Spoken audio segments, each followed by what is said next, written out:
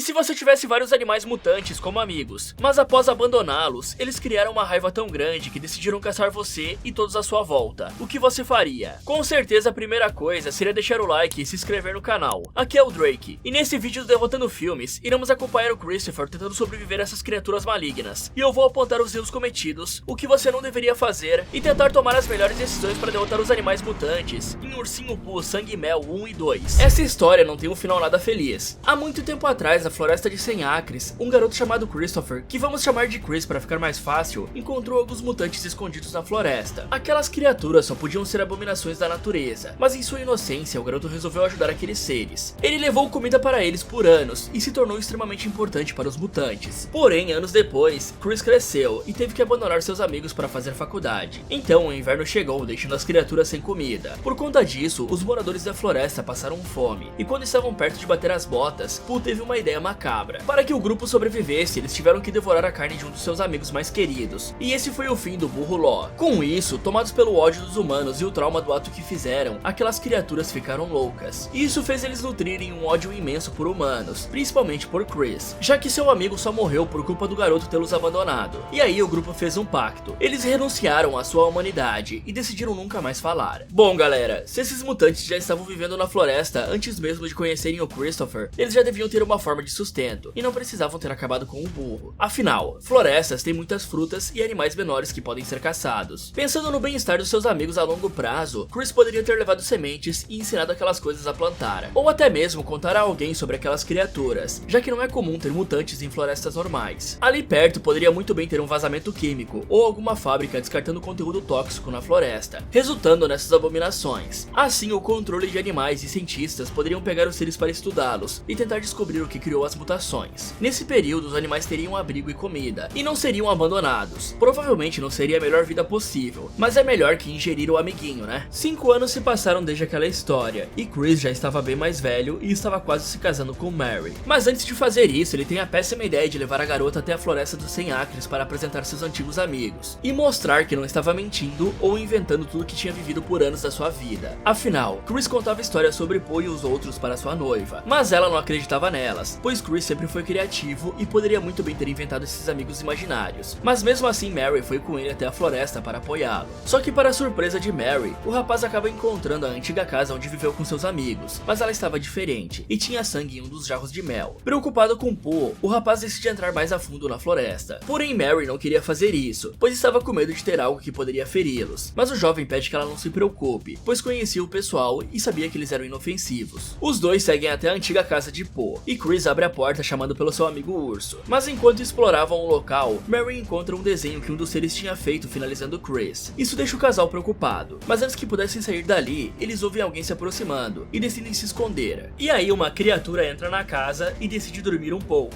e a dupla fica escondida lá até anoitecer. Em seguida, os dois tentam escapar, mas quando achavam que ficariam seguros, o leitão aparece enforcando Mary. Chris tenta salvá-la, mas o mutante finaliza a garota ali mesmo. Com medo de ser o próximo, Chris tenta escapar, mas ele acaba sendo encurralado por Pooh. O rapaz implora por perdão e diz que se soubesse que isso ia acontecer, nunca teria abandonado eles. Porém, as criaturas não escutam o jovem. Os dois arrastam ele até a caverna e mostram os ossos do burro, o nocauteando em seguida. Ok, Chris parece ter ficado bem preocupado ao ver o sangue no jarro de mel, pensando provavelmente que o sangue pertencia ao seu amigo Pooh. O problema é que nesse mesmo local tinham alguns crânios e ossos humanos espalhados, o que já indicaria que há muito tempo tem algo errado sendo feito nesse lugar. Afinal, o corpo humano demora um tempo variado para se decompor, dependendo da situação que ele for exposto, mas sabe-se que isso pode levar até 2 anos, o que indica que tem bastante tempo que os moradores daquela floresta vêm trazendo pessoas até ali. Outra coisa que deveria chamar a atenção de Chris é a lápide dizendo que o burro foi finalizado. Isso por si só deveria ser um alerta de que os amigos que ele um dia conheceu não são mais os mesmos. E ao ver os restos mortais de humanos no local, o casal deveria sair da floresta o mais rápido possível e chamar as autoridades para avaliar o que estava acontecendo. Afinal, mesmo se não fossem os habitantes da floresta, poderia ter algum assassino nas redondezas. Além disso, quando o ser foi dormir, os dois poderiam ter aproveitado essa oportunidade para fugir, ao invés de esperar pela noite. E tenho certeza que logo logo a polícia vai acabar achando esses mutantes. Até porque não deve ser difícil encontrar várias construções gigantes em uma floresta, já que pelo visto os monstros não fazem a mínima questão de se manter escondidos, já que fazem até fogueiras durante a noite. Algum tempo depois, vamos para Maria em uma sala fazendo terapia. A jovem diz à psicóloga que está cansada de viver assim, sempre olhando para trás e com medo das multidões, pois pensava que aquele cara ainda estava por aí, indicando que a moça deve ter sofrido sofrido um trauma sério com algum homem. A terapeuta recomenda que sua paciente tire alguns dias de folga em um lugar isolado para descansar e diminuir o estresse que ela estava sentindo. E Maria aceita, sem saber que esse vai ser o pior erro de sua vida. Então, procurando relaxar um pouco, calma gente, não é desse jeito,